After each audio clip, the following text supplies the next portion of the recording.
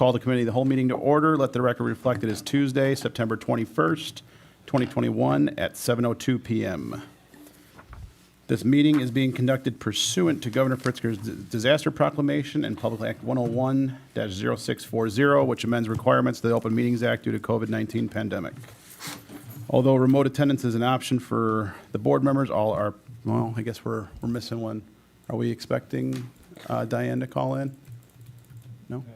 She told me about an hour ago she would be absent. Okay. So we do not need to confirm audio. All of the materials for this meeting are available via the village's website, and we recommend the members of the public follow the agenda as posted. For items with public comment, after members have spoken, I will forward public comment as follows. Once I, the chair, have a list of all public commenters, I will call on each person present at the meeting and afford them 3 minutes for their comment. Further time up to an additional 3 minutes may be granted by motion of the village board. The public was also provided the opportunity to submit a request until noon today by email at clerksoffice@tinleypark.org or by placing their written request in the drop box at Village Hall to participate publicly via a live telephone call at the relevant portion of the public meeting. Written comments will not be read aloud. And finally, each vote taken in this meeting will be conducted via a roll call vote. Madam Clerk, would you please call the roll? Trustee Brady. Yes. Trustee- Here. Present. Present. All of the above. Anything else? Are you done? Yes. Trustee Brennan. Present. Trustee Galante is absent. Trustee Mahoney. Present. Trustee Mueller. Here. Trustee Sullivan. Here. President Glatz. Present. Very good. Item number 2, consider approval of the minutes of the committee of the whole meeting held on September 7th, 2021. Is there such a motion? I'll make that motion. Thank you, Trustee Mueller. Do I have a second? I'll second. Thank you, Trustee Mahoney. Madam Clerk, please call the roll. Roll call for item number 2. Trustee Brady. Yes. Trustee Brennan. Yes. Trustee Mahoney. Yes. Trustee Mueller. Yes. Trustee Sullivan. Yes. Motion carries. Okay. Item number 3, consider awarding a Class D liquor license to Wancho's Tacos, 7020 183rd Street. Is that you, Hannah? Yep, that's me. I could take it. We have Juan Torres, the petitioner with Juancho's Tacos, seeking a Class D liquor license. Class D allows for sale of alcoholic liquor in conjunction with operation of a restaurant served at tables or booths. This is for the location at 7020 183rd Street. I will say Juan has been waiting patiently. He did approach us back in early 2021, but there was some other issues going on with an establishment in that strip, so we weren't ready to really move forward with any kind of liquor licenses at that time. So again, just a straightforward liquor license request. It's a casual restaurant serving affordable, quality Mexican food, and Juan is here if there's any questions. Very good. Thank you, Hannah. Any questions from the board? I'll just say thank you for your patience. I know this spot well. I think it's due for a restaurant, and looking forward to having your brand of casual Mexican there. So thanks for coming to Tinley. Very good.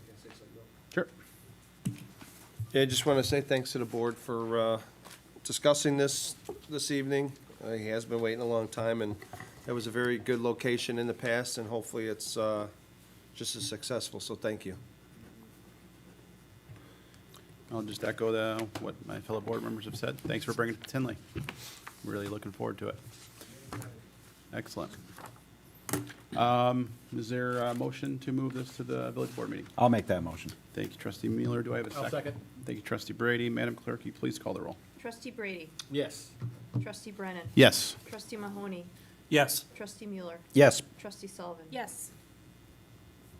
Very good. Motion carries. Item number 4, consider awarding a video gaming license, Class OV, for Hailstorm Brewing, located at 8060 West 186th Street. Hannah? Yep, so I think this is the first video gaming request in a while, but Hailstorm has approached the mayor's office looking to add video gaming. They meet all the requirements. You could see the proposed floor plan. It's really just going in an office space that's not being used, so it's totally enclosed. You know, part of the request is because of some COVID impacts. I'm not sure if Chris made it. Chris Schiller was going to try to come tonight, but it doesn't look like he's here. If there's any questions, I'd be happy to try and answer. Thank you, Hannah. Any questions from the board? Hey, Bill? Sure. Sure. Yeah, Go ahead. same thing again for Hailstorm. Thank you, everyone, for bringing this forward. It's one of our good businesses. It'd be nice to help them. They lost a lot of revenue during the COVID, so thank you. Trustee Miller? Yeah, I'll just say, when I heard about this request, my first concern was that it was going to be kind of in the tasting room, because it's kind of not a huge space already. So when I heard that there was an office space behind kind of where the bar is right now, I think it's a perfect fit. I think that's a great spot for it. It keeps it out of everybody's line of sight, and hopefully we'll give them some of the revenue back, like the mayor had mentioned, from COVID. Very good. Thank you, Trustee Mueller. I'll just add, you know, this is kind of a consistent approach that we've taken as a board that's, you know, been either obstructed or concealed in a way that has been for any other establishments. So I think, you know, staying consistent with what we've done in the past is great. So is there any other questions or comments? No, so the layout, thought the layout was very good, Okay. works well. Very good. Well, is there such a motion to move this item to the village board meeting? I'll make that motion. Thank you, Trustee Mueller. Do I have a second? I'll second. Thank you, Trustee Sullivan. Madam Clerk, would you please call the roll? Roll call for item number 4, Trustee Brady. Yes. Trustee Brennan. Yes. Trustee Mahoney. Yes. Trustee Mueller. Yes. Trustee Sullivan. Yes. Very good. Motion carries. Item number 5, consider ordinance regarding a cannabis text amendment. Kimberly? Thank you. The last meeting, I requested for the village board to continue this so that I could include a couple of other changes that were acknowledged by staff that needed some clarification. So that's what is before you today. The overall presentation that went to Plan Commission regarding the text amendments is predominantly here as well, with just some of these minor changes. And just to quickly go over those changes that was noted by staff is the number of licenses is currently written into the zoning code. It's not necessary to have this in the zoning code. It's something that if the village board down the road sees they'd want to make a change to, they can do that via the licensing process, and then it wouldn't require then the zoning code to be opened up again and amended through Plan Commission and ultimately to the village board. So it's not necessary to have that additional language in the zoning code as long as the village board currently has their licensing set up for whatever number of licenses that's completely under their control. So that's a minor correction. We just wanted to remove that. And then secondly, it was noted that there's some clarification needed on particularly the language that regulated this type of use when it's close to residential. And right now, the ordinance made a slight modification. I provided for, hopefully for you all to understand where we were getting at with this, some images where we have commercial uses adjacent to what is residentially zoned property, but there is absolutely no residential use that can occur on that property. Particularly, one location is where Devon Drive abuts up to the west. There's a large detention pond area for that subdivision. I provided a calculation. It's a little over 200 feet, and that's from, the lot line to lot line. That in theory, yes, it is zoned residential. It still goes beyond the 100 feet of distance, but wanted to make sure that we understood the intent of the code, that in this scenario, if a dispensary wanted to locate, this would be an okay location, even though it's adjacent to residential. That detention pond is never going to be anything more than a detention pond. We never would be worried about homes wanting to locate there in the future. So this is not the intent of the code, as the staff understands, and that's why that language that I'll mention will be changed. In addition, there's another location along LaGrange Road. Again, it's a former bank standalone building that we discovered there is a residentially zoned parcel adjacent to it, but it's actually part of the commercial development that was built there. And after they had discovered the land is basically very poor and not buildable, they just decided not to, develop it, but they left the zoning there. And again, it's a little, almost 300 feet from where there is residential, but the way the code was written, it limited it from being 100 feet from either zoned or residentially used property. And so the minor clarification staff was looking was to just state that I think the intent is to not have these facilities within 100 feet of property that has a residential use on it. Zoning isn't always a indicator that residential is going to be there. And again, it's a special use. There are other standards in there that give the ability for the community to determine if it's an appropriate use. We just noticed these interesting situations that we were looking for clarification and wanted to make sure that we're kind of all on the same page with what the intent is.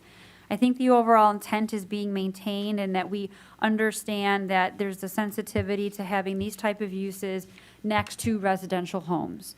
In addition, Trustee Brady wanted some clarification on mixed-use buildings.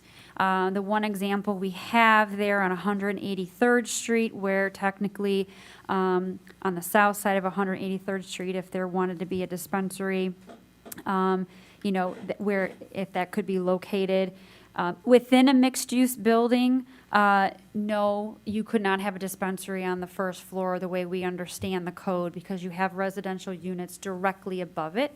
But across the street, as long as you're still meeting the 100-foot distance, you could have a dispensary. So hopefully that clarified any questions you may have had on that. So the language is just to state that basically a facility may not be located in a dwelling unit or within 100 feet of the property line of a property used for residential purposes. We eliminated the zoned for residential purposes. Very good. So that's really, I wanted to take time to really make sure that you understood and what some of the concerns we were raising and making sure we're all on the same page, so that we can have an ordinance that is, meeting what the village board is intending it to meet. Very good. Thank you, Kimberly. I'll just start.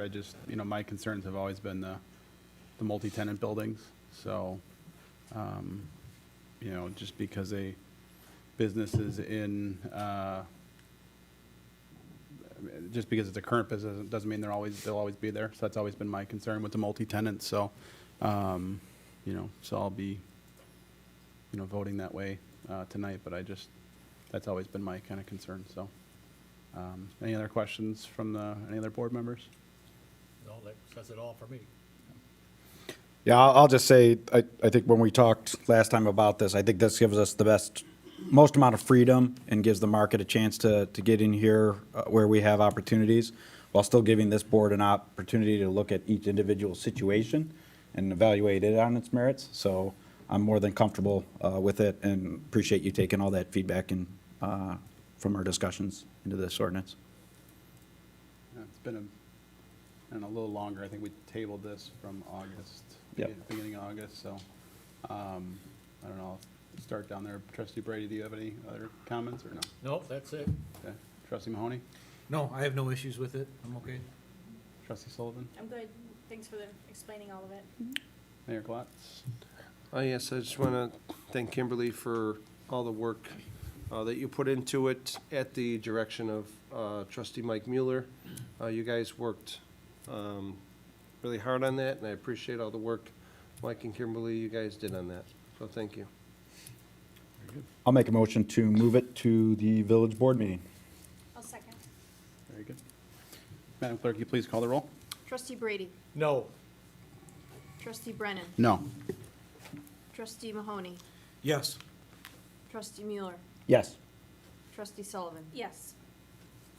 It's kind of hard to hear Bill Brady's vote. Solid no. Turn up your hearing aid. Motion carries. Very good. Thank you, Kimberly. Item number 6, consider a software as a service agreement with NeoGov for an application tracking and performance management system. Angela, did you want to give an overview on that?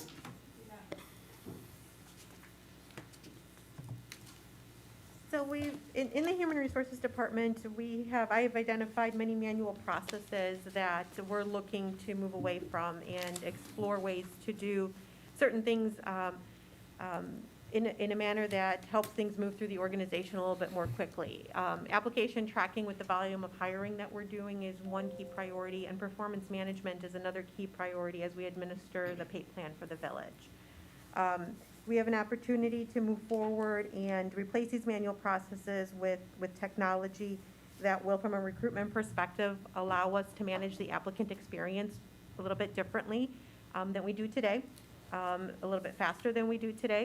It will allow us to engage supervisors in the hiring process by eliminating some of those manual processes faster, getting those applications in front of them in real time. And it will allow us to track everything at a different level and actually allow us to put metrics to the volume of activity that we have going through our HR office. So the applicant tracking software will allow us to do that.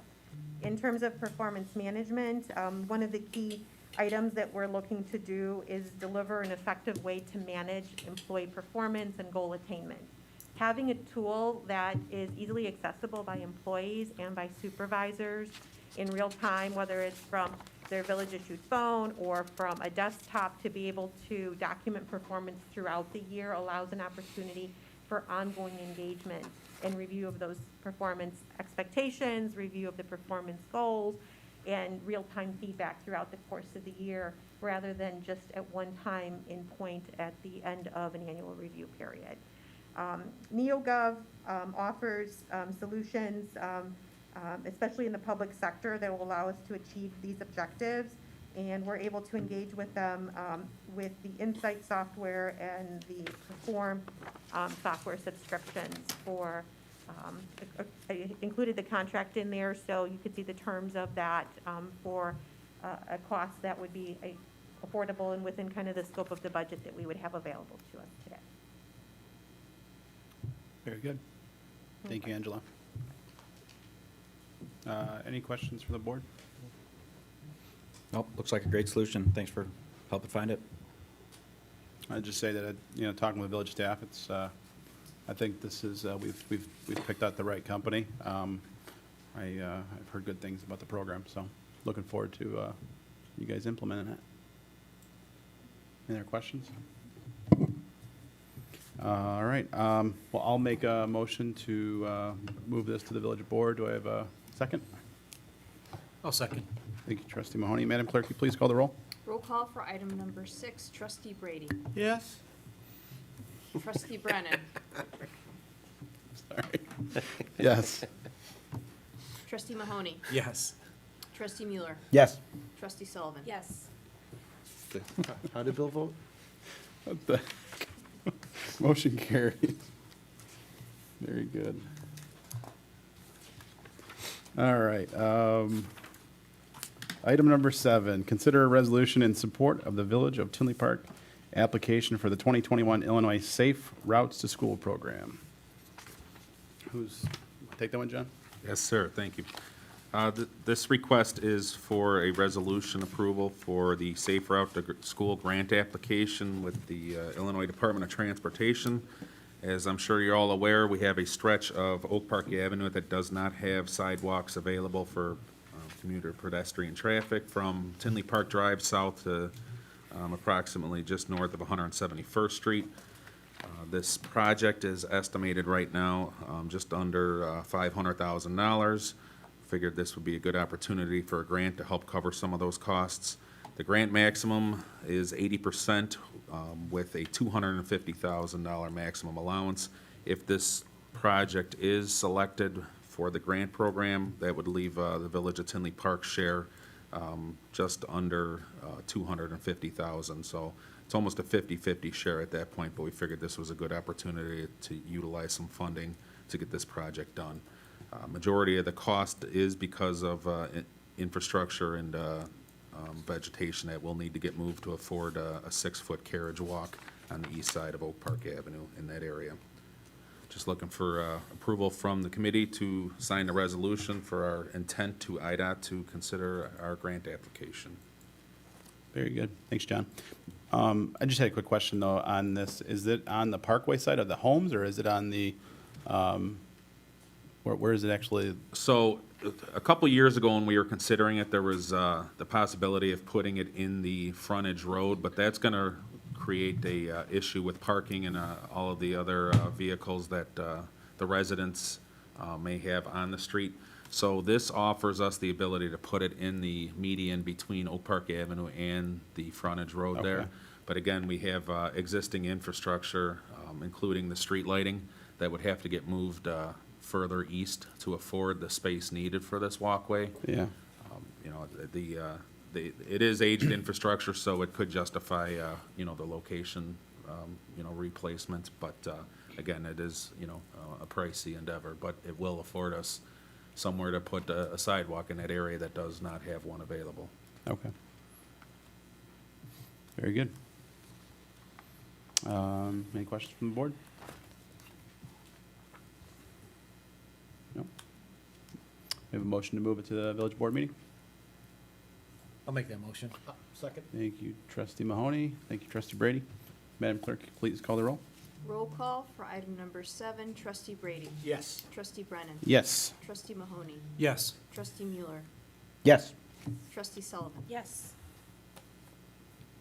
Very good. Motion carries.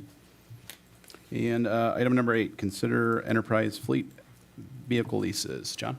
Yes, sir. Thank you again. For those of you that were here during the discussion and by Enterprise Fleet Management Program, this is a program that affords us the ability to lease administrative vehicles as recommended by our fleet department. With the recent addition on the agenda for 2 additional command staff to the police department, it was requested that we had 2 more vehicles added to the list. This request is for 2 more vehicles to be on the lease program at approximately $560 a month to be dealt with as we recommend after the pilot program is reevaluated next year. Very good. Any questions from the board? No? None? Trustee Mueller? No questions. Very good. All right, do I have a motion to move to the village board meeting? I'll make a motion. Thank you, trustee Sullivan. Thank you, trustee Brady. Madam Clerk, please call the roll. Roll call for item number 8, trustee Brady. Yes. Trustee Brennan. Yes. Trustee Mahoney. Yes. Trustee Mueller. Yes. Trustee Sullivan. Yes. Very good. Motion carries. Item number 9, receive comments from the public. Is there any comments from the public? Would anyone like to address the board? Madam Clerk, Deputy Clerk, was there any comments received? No. Very good. Thank you. Next item, is there a motion for adjournment? I'll make the motion. Thank you, trustee. I'll second it. Sullivan. Thank you, trustee Mueller. Madam Clerk, please call the roll. Motion to adjourn, trustee Brady. Yes. Trustee Brennan. Yes. Trustee Mahoney. Yes. Trustee Mueller. Yes. Trustee Sullivan. Yes. Did you second it? Very good. We are adjourned.